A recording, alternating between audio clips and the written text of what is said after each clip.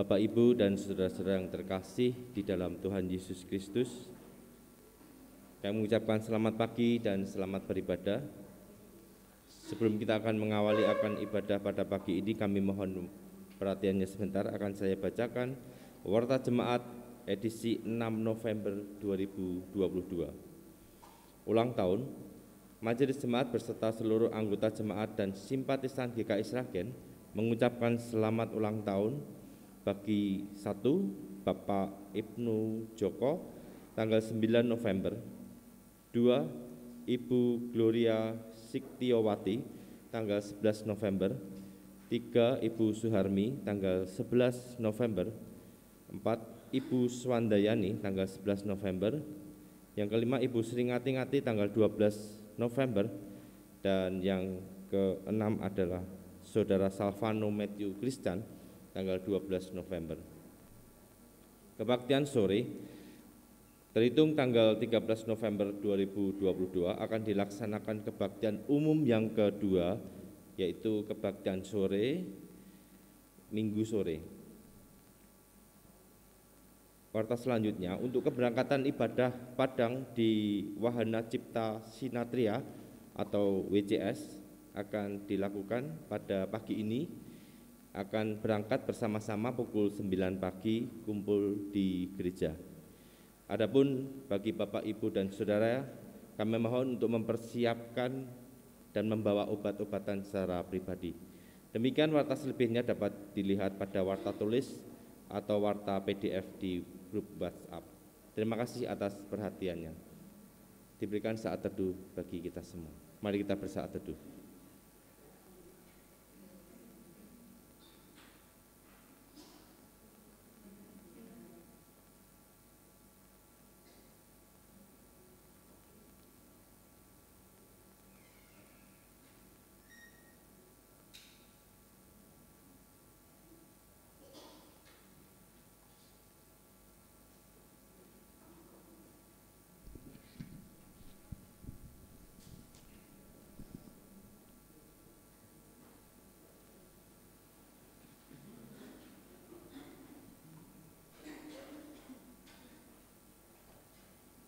Dengarkanlah Tuhan perkara yang benar, perhatikanlah seruanku, berilah telinga akan doaku, dari bibir yang tidak menipu.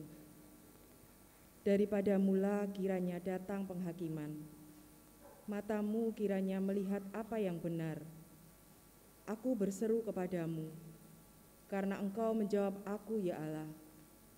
Sendengkanlah telingamu kepadaku, dengarkanlah perkataanku, tunjukkanlah kasih setiamu yang ajaib. Ya, Engkau yang menyelamatkan orang-orang yang berlindung pada tangan kananmu. Peliharalah aku seperti biji mata, sembunyikanlah aku dalam naungan sayapmu. Dalam kebenaran akan kupandang wajahmu, dan pada waktu bangun aku akan menjadi puas dengan rupamu. Bye.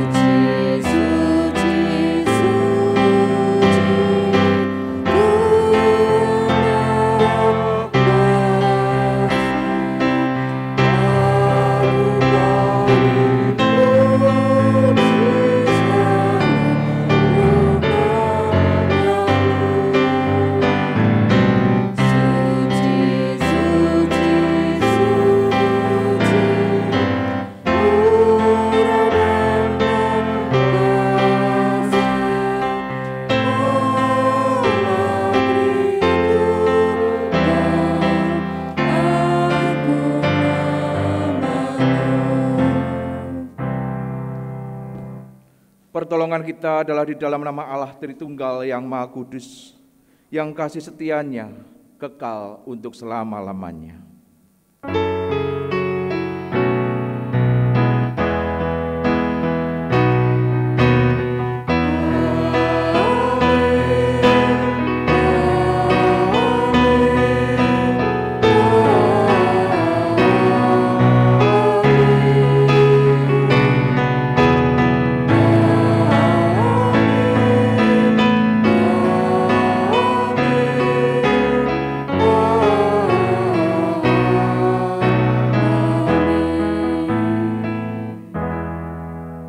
Damai Tuhan besertamu. Dan beserta saudara juga.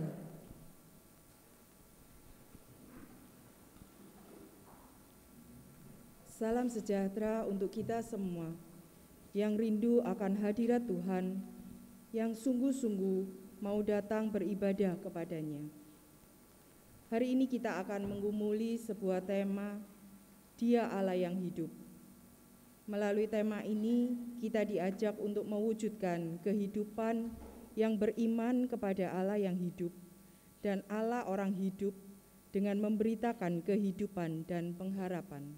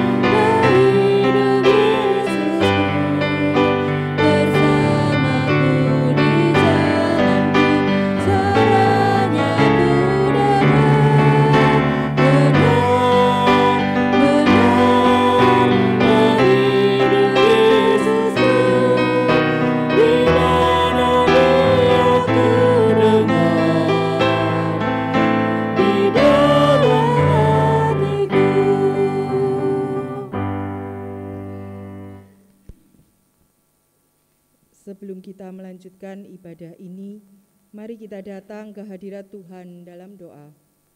Mengakui segala pelanggaran-pelanggaran kita dan mohon ampun kepadanya. Mari kita berdoa secara pribadi.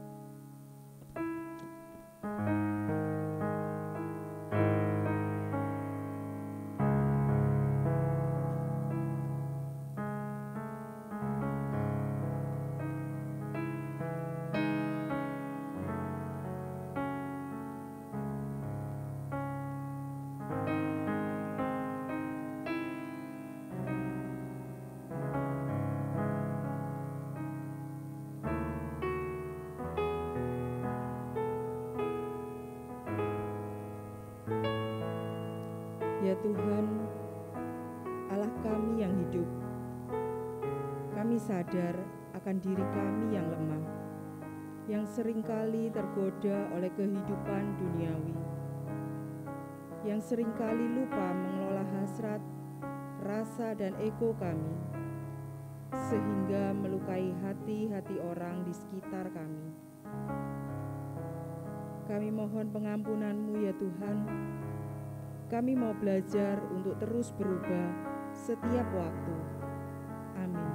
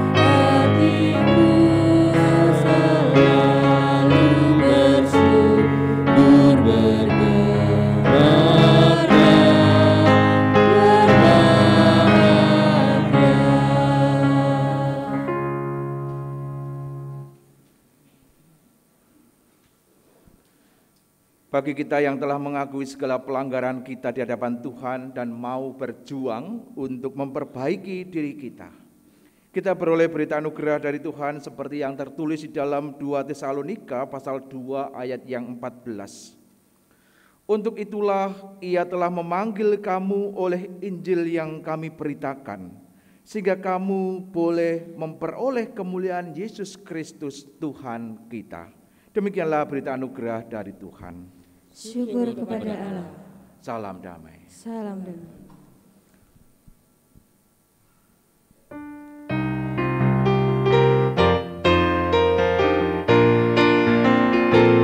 Bersukacitalah selalu, tunjukkan wajah gembiramu. Lihat teman di kanan kiri dan di sekitarmu, berikan salam damai dan kasih karunia serta pengampunannya diberi. Hiduplah dalam damai, seorang dengan yang lain, itu berkat Tuhan bagimu.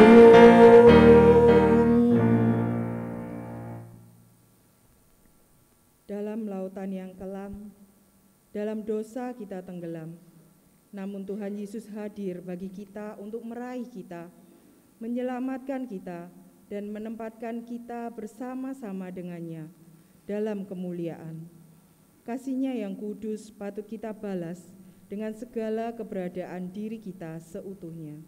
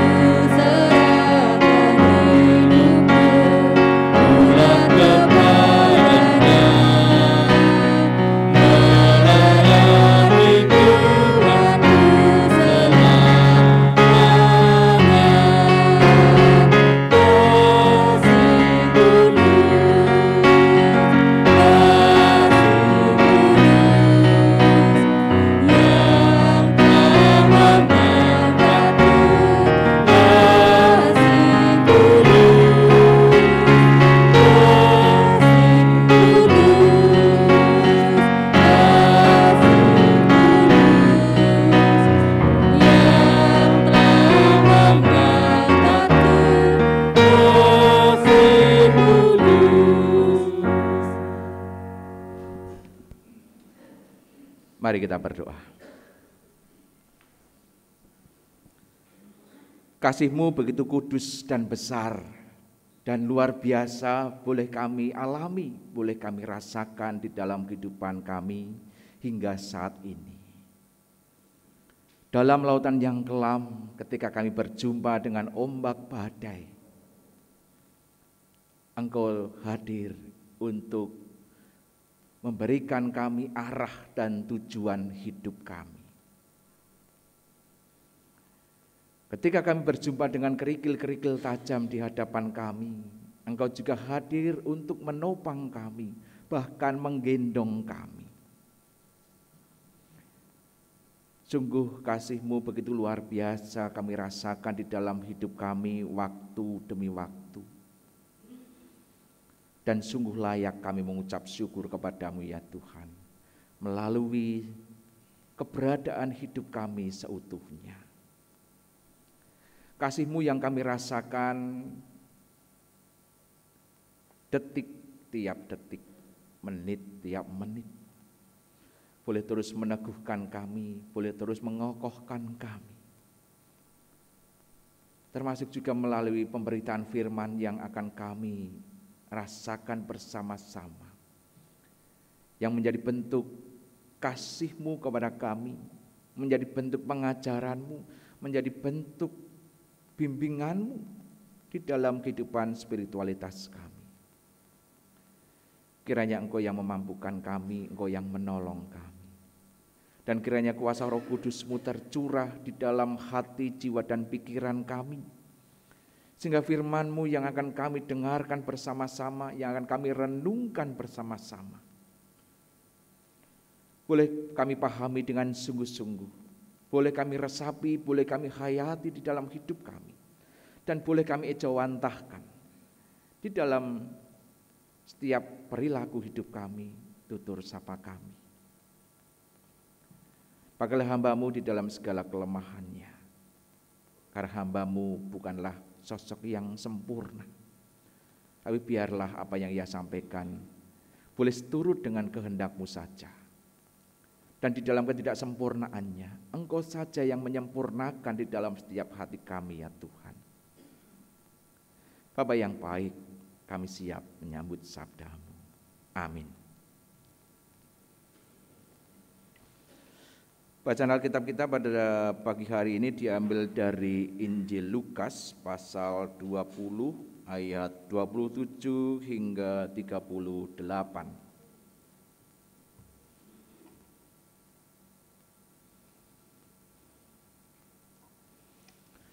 Lukas 20 ayat 27 sampai dengan 38.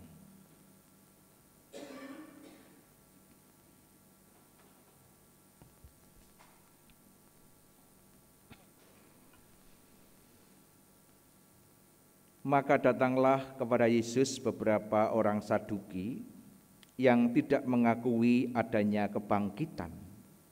Mereka bertanya kepadanya, "Guru, Musa menuliskan perintah ini untuk kita. Jika seorang yang mempunyai saudara laki-laki mati sedang istrinya masih ada, tetapi ia tidak meninggalkan anak, saudaranya harus kawin dengan istrinya itu dan membangkitkan keturunan bagi saudaranya itu. Adalah 7 orang bersaudara. Yang pertama kawin dengan seorang perempuan lalu mati dengan tidak meninggalkan anak. Lalu perempuan itu dikawini oleh yang kedua dan oleh yang ketiga, dan demikian berturut-turut oleh ke-7 saudara itu. Mereka semuanya mati dengan tidak meninggalkan anak. Akhirnya perempuan itu pun mati. Bagaimana sekarang dengan perempuan itu? Siapakah di antara orang-orang itu yang menjadi suaminya pada hari kebangkitan? Sebab ke-7-nya telah beristrikan dia." Jawab Yesus kepada mereka, "Orang-orang dunia ini kawin dan dikawinkan, tetapi mereka yang dianggap layak untuk mendapat bagian dalam dunia yang lain itu dan dalam kebangkitan dari antara orang mati, tidak kawin dan tidak dikawinkan. Sebab mereka tidak dapat mati lagi. Mereka sama seperti malaikat-malaikat, dan mereka adalah anak-anak Allah, karena mereka telah dibangkitkan. Tentang bangkitnya orang-orang mati, Musa telah memberitahukannya ke dalam nas tentang semak duri, di mana Tuhan disebut Allah Abraham, Allah Ishak, dan Allah Yakub. Ia bukan Allah orang mati, melainkan Allah orang hidup, sebab di hadapan Dia semua orang hidup. Demikianlah firman Tuhan. Yang berbahagia adalah mereka yang mendengar firman Allah dan yang memeliharanya di dalam kehidupan sehari-hari. Haleluya.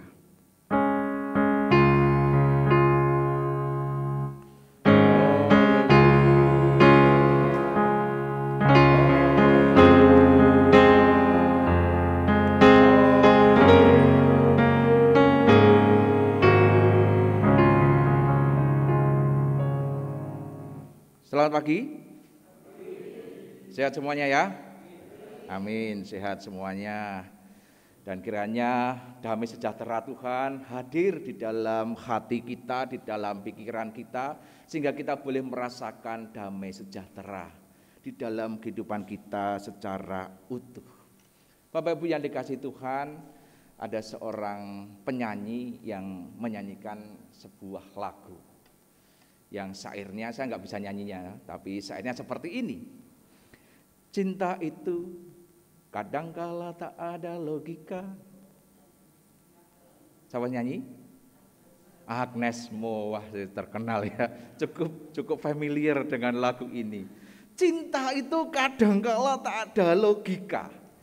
Ini baru sepenggal dari syair lagunya Agnes Mo. Dan memang kalau kita melihat di dalam kehidupan manusia pada umumnya, kita melihat di sana bahwa kadang kala cinta itu memang tak ada logika. Namun bukan berarti kemudian sama sekali tidak menggunakan logika ataupun akal pikir, atau cinta tanpa rasionalitas.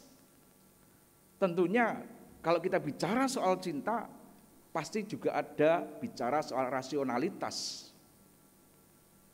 Kalau cinta tanpa logika, kemudian bisa dikatakan sebagai cinta buta, cinta yang membabi buta.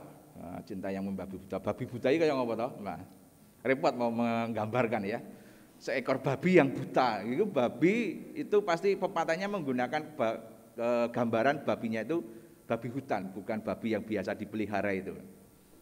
Babi hutan aja yang meripati melek, yang bisa melihat aja kalau lari gimana? Terabas kabeh, tidak peduli.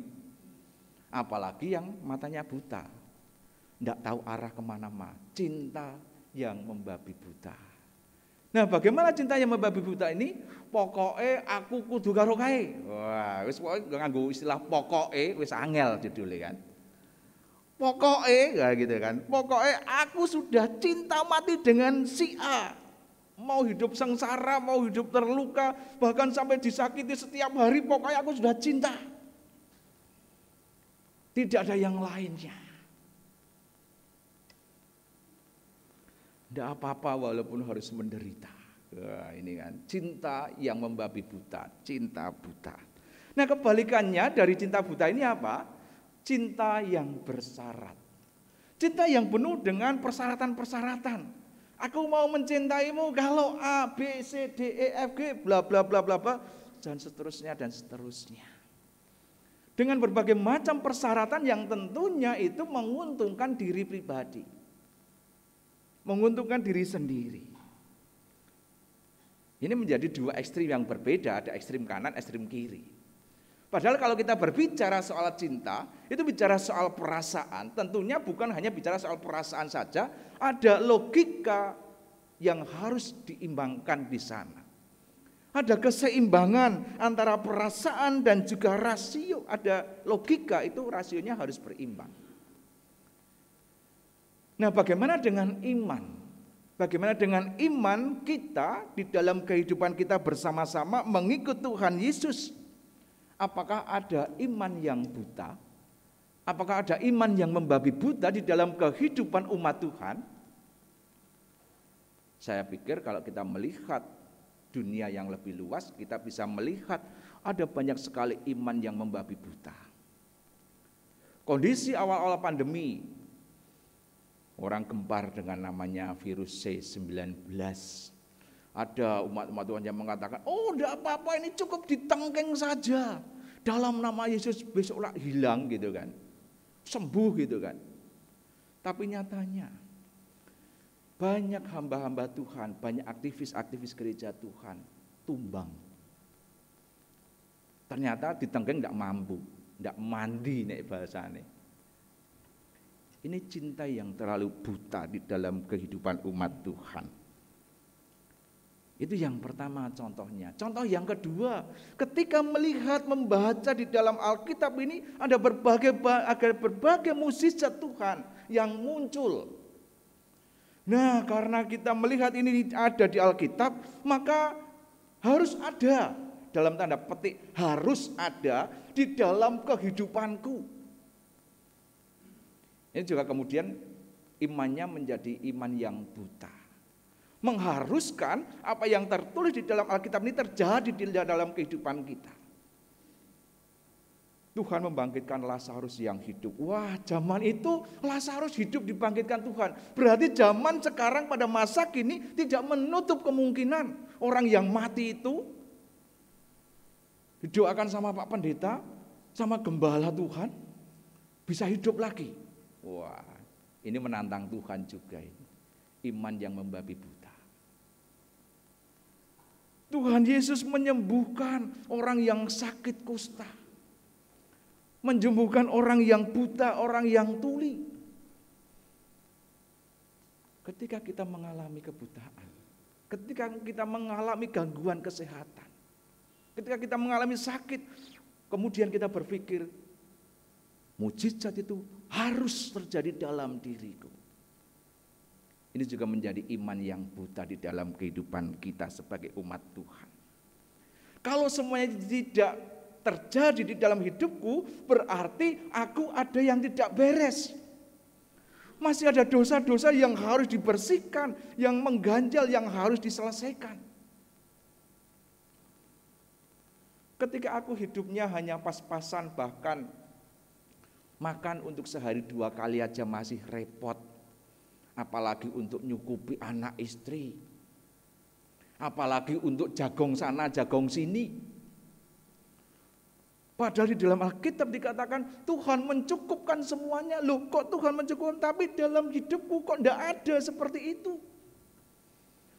Ora cukup-cukup, kurang terus. Mungkin ketika iman kita menjadi buta, maka kemudian kita harus mengharuskan mukjizat Tuhan itu hadir di dalam hidup kita dengan sesuai apa yang ada di dalam Alkitab. Ini iman yang buta. Tetapi adakah juga iman yang penuh dengan rasionalitas? Iman yang hanya mengandalkan pikiran saja, hanya mengandalkan otak saja. Ada juga orang-orang yang seperti itu. Dia beriman pada Tuhan, tetapi ketika melihat situasi kok ini tidak rasional. Dan semuanya kadang-kadang dianggap tidak rasional. Semua bicara soal iman, aturannya, ukurannya itu adalah rasio pikirnya. Ada juga orang-orang yang seperti itu, bicara soal iman kepada Tuhan. Nah, ini menjadi salah satu gambaran di dalam bacaan kita di sana. Kita melihat orang-orang Saduki. Kita melihat di dalam perikop ini bagaimana Tuhan Yesus menjawab pertanyaan yang rasional yang dilontarkan oleh orang-orang Saduki. Kalau kita mau membaca di perikop sebelumnya, yaitu di pasal 20 ayat 20 sampai dengan 26, di sana kita melihat bagaimana tentang membayar pajak kepada kaisar. Ini disampaikan oleh para pemimpin Yahudi. Nah, ketika Tuhan Yesus ditanya tentang membayar pajak kepada kaisar, Tuhan Yesus menjawab dengan gamblang, dengan lugas. Nah, setelah itu datanglah orang-orang Saduki ini. Dan seringkali memang orang Saduki memiliki konflik atau tidak sepaham dengan orang-orang Farisi. Dan pertanyaan yang dilontarkan oleh orang-orang Saduki ini seakan-akan nada-nadanya itu mengejek. Karena apa? Karena biasanya pertanyaan yang dilontarkan oleh orang Farisi atau orang Saduki itu biasanya pertanyaan yang menjebak, pertanyaan yang mencobai, pertanyaan yang mencoba untuk mencari kesalahan dari Tuhan Yesus, untuk menjatuhkan Tuhan Yesus. Tapi pertanyaan yang dimunculkan dalam bacaan kita itu sebuah pertanyaan yang nada-nadanya itu cukup mengejek. Mengejek pada siapa? Terutama mengejek kepada kaum Farisi. Karena apa? Karena bagi orang-orang Saduki ini mereka adalah kelompok yang sangat rasionalis. Mereka tidak percaya dengan adanya kebangkitan. Mereka tidak mengakuinya. Oleh karena itu kemudian mereka mengajukan sebuah pertanyaan kepada Tuhan Yesus, yaitu di dalam ayat 27 sampai dengan ayat 33. Mereka bertanya berkaitan dengan apa? Berkaitan dengan perkawinan levirat. Apa itu perkawinan levirat?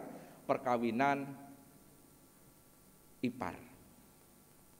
Bapak Ibu bisa membaca di dalam Ulangan 25 ayat 5. Itu berbicara tentang perkawinan levirat, di mana di sana dikatakan apabila orang-orang yang bersaudara tinggal bersama-sama dan seorang daripada mereka mati dengan tidak meninggalkan anak laki-laki, maka janganlah istri orang yang mati itu kawin dengan orang di luar lingkungan keluarganya. Saudara suaminya haruslah menghampiri dia dan mengambil dia menjadi istrinya, dan dengan demikian melakukan kewajiban perkawinan ipar.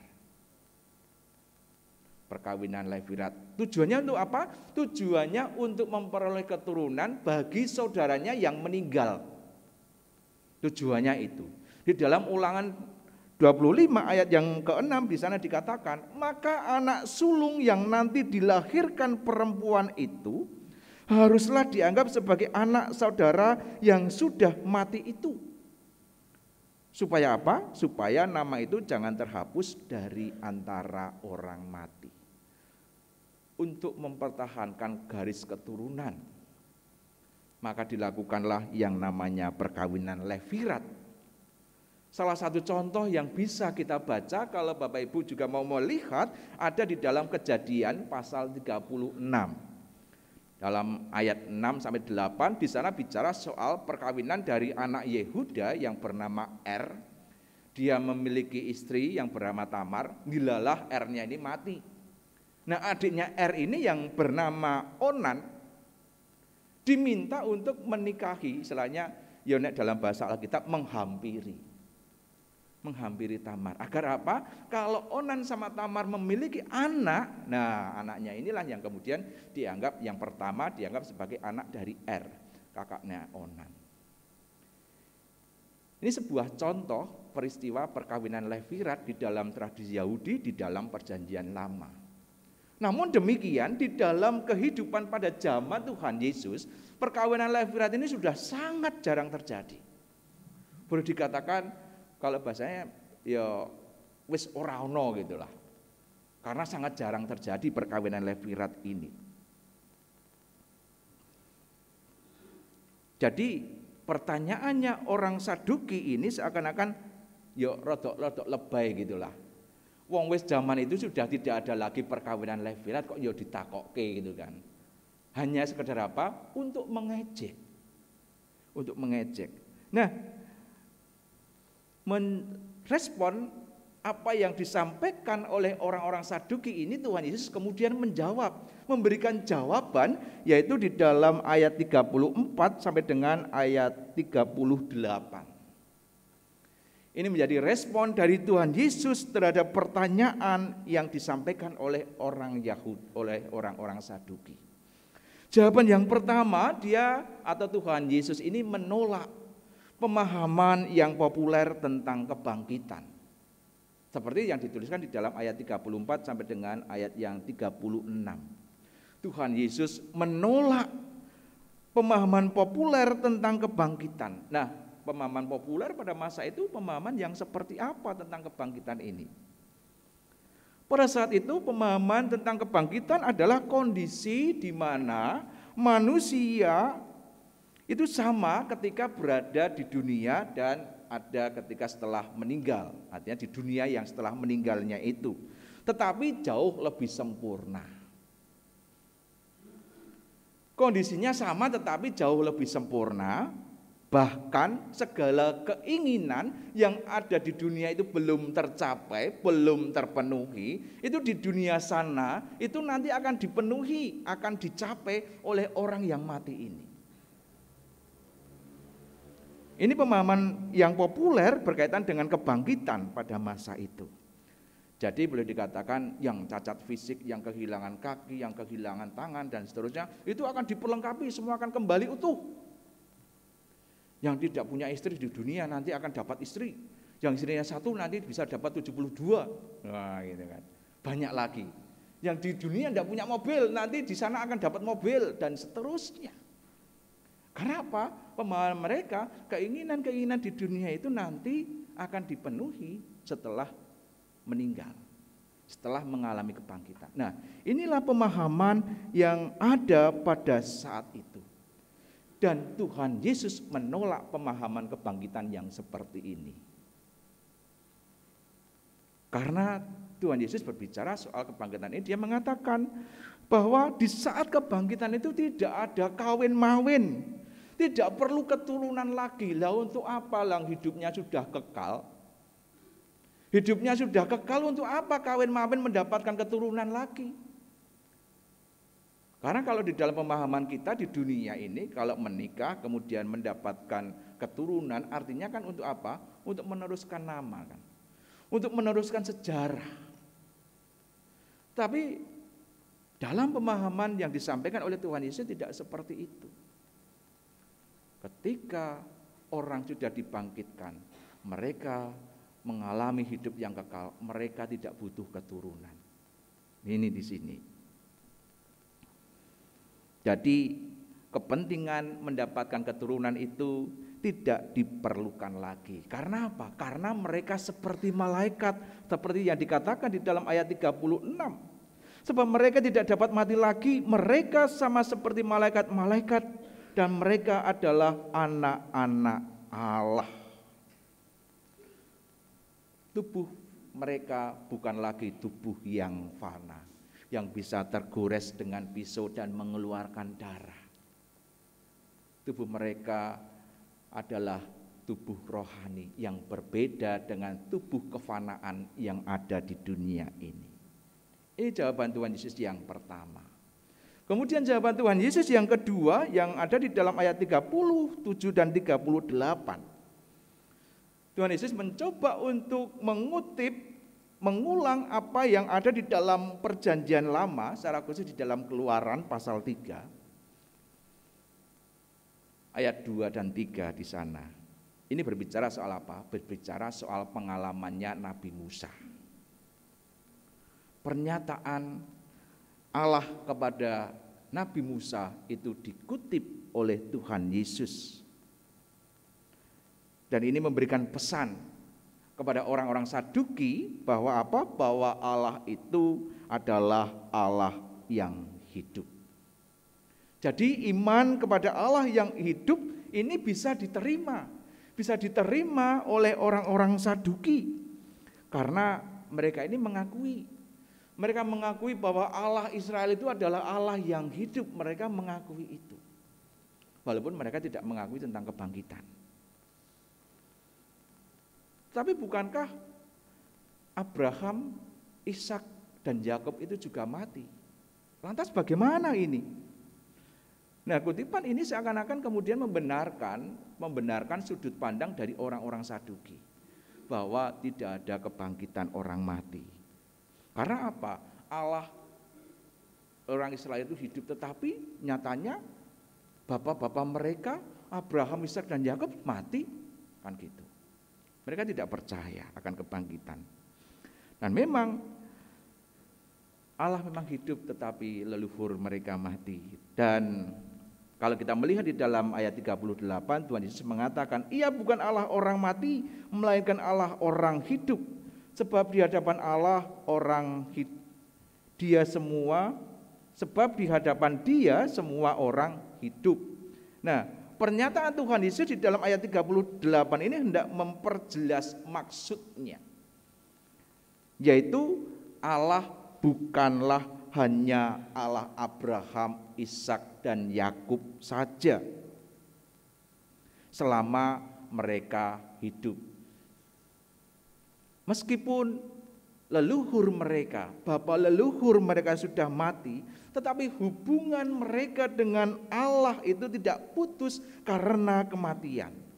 Allah mereka tetap hidup dan memiliki hubungan, memiliki ikatan. Allah mereka tidak mati. Allah mereka tetap hidup, sebab Allah adalah Allah orang hidup, bukan Allah orang mati. Dan ini kemudian membantah pandangan orang-orang Saduki yang tidak percaya akan kebangkitan. Kematian Abraham, Ishak dan Yakub ini tidak kemudian meniadakan keberadaan Abraham, Ishak dan Yakub setelah kematian mereka, karena Allah telah membangkitkan mereka, yaitu Abraham, Ishak dan Yakub. Bapak Ibu yang dikasihi oleh Tuhan Yesus Kristus, kita perlu hati-hati ketika kita beriman. Kita tidak boleh kemudian terjebak pada satu sisi secara ekstrim, satu sisi ekstrim yang iman membabi buta, ataupun pada sisi yang ekstrim yang lainnya, yaitu iman yang sangat rasionalis seperti yang ditunjukkan oleh orang-orang Saduki ini, yang tidak percaya akan kuasa dan kedaulatan Allah di dalam kehidupan kita, baik pada masa kini maupun pada masa yang akan datang. Allah yang kita sembah adalah Allah yang hidup, Allah yang memberi pengharapan kepada kita semuanya. Dan ketika kita beriman kepada Allah yang hidup ini, ketika kita mempercayai Allah, membuat kita tahu bahwa ada kehidupan kekal setelah kematian. Kita tidak menjadi roh gentayangan, kita tidak menjadi roh yang ngelambrang kemana-mana, tidak tahu tujuan dan arahnya. Dan perlu kita pahami bahwa di dalam kehidupan yang kekal itu, situasinya tidak kemudian sama dengan yang ada di dunia, yaitu kehidupan duniawi, berbeda dengan kehidupan kekal. Oleh karena itu, kita harus beriman secara berimbang. Beriman dengan penuh cinta kepada Tuhan, tapi juga dengan rasio dan akal pikir, karena Tuhan sudah memberikan akal pikir di dalam kehidupan kita. Namun bukan hanya sekedar rasio saja, dan juga bukan hanya beriman membabi buta di sana. Akal budi kita, akal pikir kita hendaklah diterangi dengan firman Tuhan, dan hendaklah kita senantiasa bersandar pada tuntunan Tuhan, sehingga kita mampu untuk beriman dengan sehat di dalam kehidupan kita hari lepas hari. Allah kita adalah Allah yang hidup, sehingga kita senantiasa memiliki pengharapan-pengharapan. Terlebih di saat kita sedang bergumul, di saat kita menghadapi situasi dan kondisi yang tidak nyaman, tidak enak di dalam kehidupan kita. Kita meyakini Allah yang hidup itu adalah Allah yang senantiasa hadir di dalam kehidupan kita, baik sekarang ketika kita hidup di dunia maupun nanti ketika kita mengalami kebangkitan, ketika kita mengalami hidup yang kekal. Tuhan memberkati. Amin. Saat teduh untuk kita semuanya.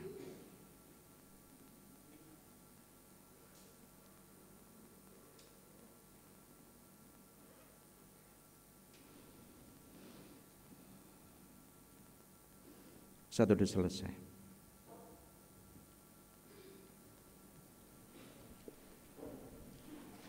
Bersama dengan umat Allah di masa lalu, masa kini, dan masa datang, mari bersama-sama kita ikrarkan kembali pengakuan iman kita serut dengan pengakuan iman rasuli.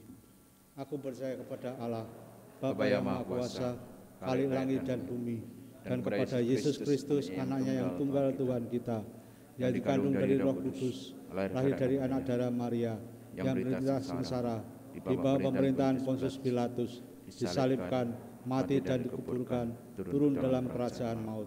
Pada hari yang ketiga, bangkit pula dari antara orang mati, naik ke surga, duduk sebelah kanan Allah, Bapa yang Maha Kuasa, dan dari sana ia akan datang untuk menghakimi orang yang hidup dan yang mati.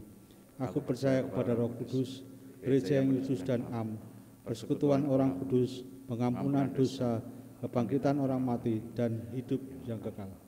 Silakan duduk kembali.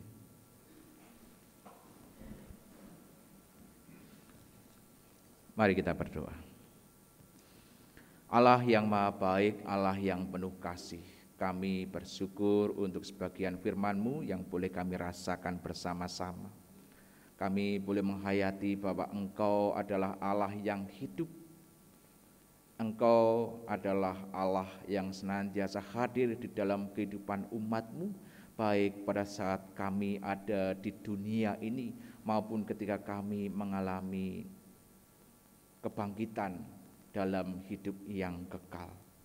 Engkau hadir bersama-sama dengan kami, dan Engkau juga hadir untuk menolong perjalanan kehidupan kami waktu demi waktu. Biarlah pemahaman iman kami boleh senantiasa sehat kepadamu ya Tuhan, bukan iman yang membabi buta maupun juga iman yang rasionalis. Bapa Surgawi, pada kesempatan ini kami secara khusus bersukacita bersama-sama dengan saudara-saudara kami yang boleh bertambah usia 1 tahun pada minggu ini. Kami mohon Tuhan senantiasa memberkati kehidupan mereka, dan biarlah mereka juga boleh terus bertumbuh di dalam iman dan berbuah yang baik dan lebat, sehingga boleh menjadi berkat bagi orang-orang di sekeliling mereka. Kami juga berdoa ya Tuhan untuk saudara-saudara kami yang mengalami kelemahan tubuh, baik karena lanjut usia maupun karena memang ada gangguan kesehatan yang dialami oleh mereka. Ada di antaranya Ibu Harmi, Ibu Sumiati, Ibu Lip, Ibu Yeni, Bapak Ramanto, dan juga ada beberapa saudara-saudara kami yang lainnya yang pada saat ini juga mengalami gangguan kesehatan. Kami bersatu hati memohon anugerah Tuhan, memohon belas kasih Tuhan tercurah di kehidupan saudara-saudara kami ini. Kiranya Tuhan menguatkan mereka, Tuhan meneguhkan mereka di dalam segala kelemahan fisik yang dialami. Dan ketika mereka harus menjalani rawat, baik rawat jalan maupun rawat inap, kiranya Tuhan juga hadir untuk memulihkan mereka melalui obat-obatan yang dikonsumsi, melalui perawatan medis, dan juga melalui orang-orang saudara-saudara mereka yang menjaga dan merawat. Kiranya Tuhan hadir di dalam kehidupan saudara-saudara kami ini, sehingga mereka di dalam segala kelemahan fisik mereka tetap boleh merasakan damai sejahtera di dalam hati mereka, di dalam pikiran mereka. Mereka juga boleh terus berpengharapan kepada Tuhan. Tidak lupa kami juga berdoa ya Tuhan untuk pergumulan umat-Mu yang ada di GKI Sragen ini. Segala macam pergumulan yang mereka hadapi waktu demi waktu. Kami mohon Tuhan juga boleh menolong mereka, memampukan mereka, memberikan hikmat kepada mereka, sehingga hari-hari mereka boleh tetap memiliki semangat juang yang tinggi di dalam menyelesaikan berbagai macam persoalan yang ada. Dan mereka memiliki sebuah keyakinan penuh bahwa Tuhan hadir untuk campur tangan, Tuhan hadir untuk menolong. Bapa Surgawi, kami juga berdoa untuk segenap anggota majelis jemaat, badan pelayanan, pengurus wilayah, dan juga para aktivis gereja Tuhan di tempat ini, di dalam segala karya pelayanan mereka. Kami mohon Tuhan juga boleh memberkati kehidupan mereka bersama-sama dengan keluarga mereka. Tuhan juga memberkati setiap karya pelayanan mereka, sehingga karya pelayanan yang dilakukan juga boleh menjadi berkat bagi banyak orang dan boleh menjadi sukacita tersendiri bagimu ya Tuhan. Kami juga berdoa untuk agenda ibadah Padang yang akan kami selenggarakan bersama-sama di Wahana Cipta Sinatria, Rumah Revolusi Mental Mojo Gedang, yang nanti kami juga akan berangkat bersama-sama. Kami mohon Tuhan menyertai perjalanan kami berangkat hingga di WCS dengan selamat. Kami juga boleh mengadakan kegiatan dengan baik dan lancar. Dan juga Tuhan menyertai perjalanan kami pulang kembali ke rumah kami masing-masing.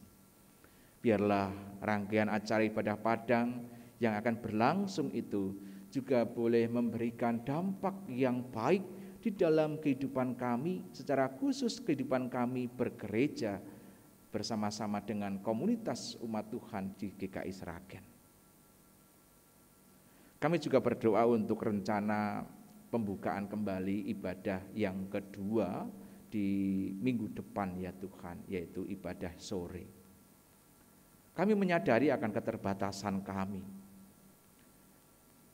Kami hanya mampu memohon pertolongan Tuhan agar semuanya boleh dicukupkan, semuanya boleh diperlengkapi. Sehingga ibadah kedua pun juga boleh dilakukan dengan baik. Dan juga biarlah ibadah yang kedua ini bisa menjadi salah satu solusi bagi saudara-saudara kami yang mengalami kesulitan untuk beribadah di pagi hari. Kiranya Tuhan juga boleh kembali memanggil anak-anak Tuhan yang sudah lama tidak beribadah bersama-sama dengan kami. Terima kasih Tuhan, terima kasih untuk perjalanan kehidupan kami mengarungi ruang dan waktu bersama-sama dengan Engkau hingga saat ini. Di dalam segala keterbatasan kami, di dalam segala pergumulan kami, terlebih ketika kami hidup sebagai bagian masyarakat, sebagai bagian dari bangsa Indonesia yang penuh dengan carut-marut persoalan. Bahkan juga pada masa-masa ini terjadi bencana di beberapa tempat, baik banjir, tanah longsor, dan lain sebagainya. Kami mohon dengan sungguh akan pertolongan Tuhan bagi saudara-saudara kami yang terdampak adanya bencana-bencana alam. Kami juga mohon kiranya hikmat Tuhan tercurah di dalam kehidupan para pemimpin bangsa kami. Biarlah mereka juga boleh mengelola, memanajemen kehidupan berbangsa dan bernegara ini dengan sungguh-sungguh demi kemaslahatan bersama, demi kesejahteraan bersama, demi keadilan dan kebaikan bersama-sama. Bukan hanya sekedar demi kepentingan perorangan maupun kepentingan kelompok-kelompok tertentu. Terima kasih Tuhan, terima kasih. Kami juga mohon ampun apabila di dalam rangkaian ibadah kami pada saat ini ada terselip dosa dan pelanggaran. Dan doa ini kami persatukan dengan doa yang telah Engkau ajarkan kepada kami.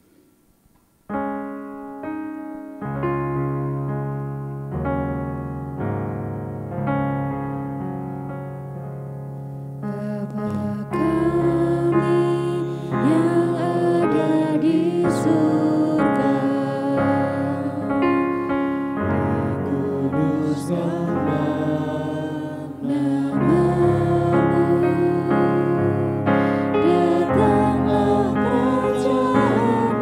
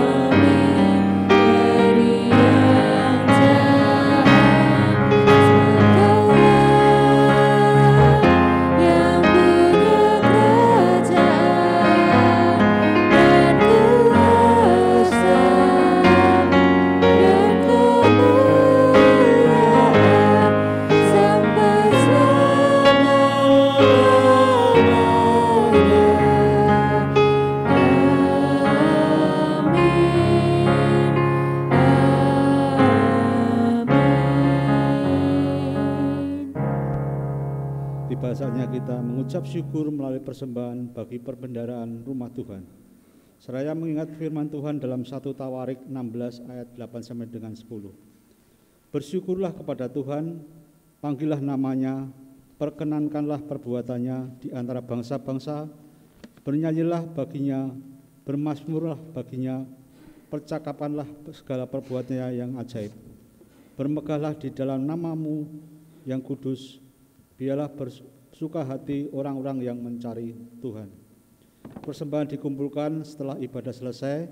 Bagi yang mengikuti ibadah secara online, persembahan dikumpulkan melalui rekening gereja atau scan QR codes yang tertera di warta gereja dan di belakang kursi tempat duduk, melalui penatua pendamping wilayah.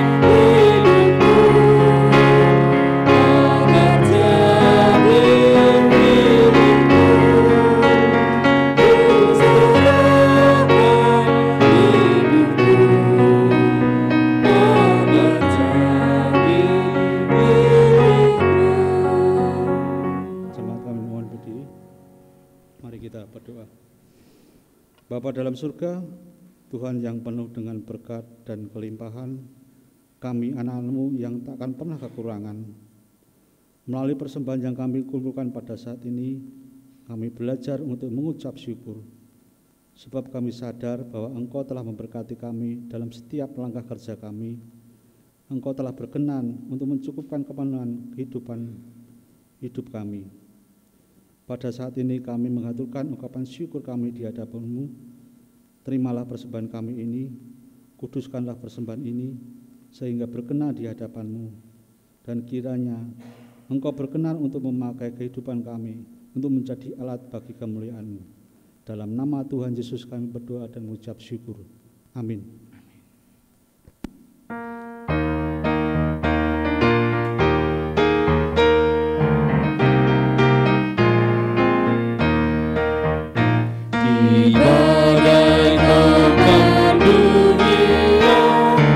Tuhanlah perlindunganmu.